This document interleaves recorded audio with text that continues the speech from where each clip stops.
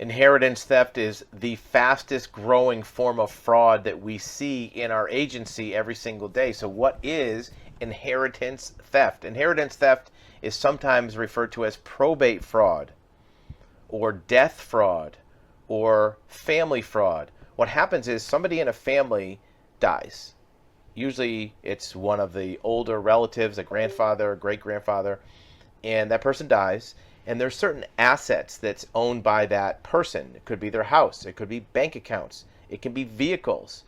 Any type of assets that that person owns goes through a process of being distributed to the family. And whether that distribution goes through a formal will that the person had or goes through probate, which distributes it properly, many times in that process, there are certain relatives that look to grab more of the assets than they're entitled to. They take money out of the bank account. They transfer vehicles. They might deed a property over to them. Sometimes they try to hide the fact that these assets were owned by the deceased person in the first place. So other relatives may not know. Sometimes if a relative is out of town, they live far away, the people who live close by sometimes will try to hide assets and say, well, no, Grandpa Joe didn't have that old car in the barn, or there wasn't this bank account or insurance policy. And they'll try to abscond with assets that rightfully belong to other family members. Sometimes it's one family member who grabs the asset before the person dies even, or even before it goes to probate.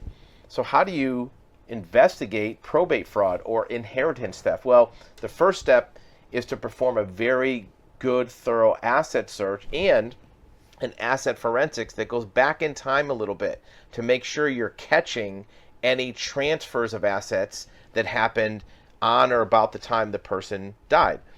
And that's called a flow of assets, because you want to make sure that there's no what's called fraudulent conveyances. A fraudulent conveyance is when somebody takes an asset and transfers it away when they're not supposed to. They put it in their name. They put it in somebody else's name.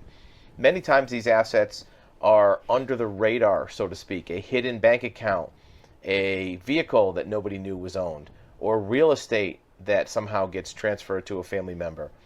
If one of the family members is the executor of the estate, they sometimes can do things that are improper with their handling of the estate. The difference is if an executor does something wrong, it's even worse, because that in many cases is a crime. Instead of just transferring an asset away, if you're, let's say, the nephew, you might get a slap on the wrist and have the asset clawed back. If you're an executor and improperly transfer assets away, in many states that's actually a criminal offense.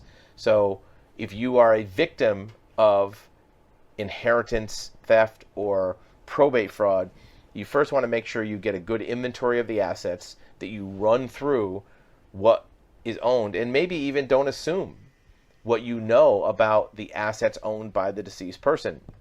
Many times over years of a person becoming older, they may accumulate assets in things like 401k funds or retirement funds or other brokerage accounts that you may not know of, right? How well do you know all the assets your family has? You know probably the house they own and maybe their cars, but you don't know all their bank accounts or their insurance policies or their investments. And if somebody is trying to be clever, they can be close to that person and snatch those assets, or try to, before they get distributed properly. And usually the only reason they get away with it is because nobody looks. If you are a family member, when somebody dies and you look properly at all the assets, you can catch it easy, because there's no way to completely hide it. It leaves a paper trail.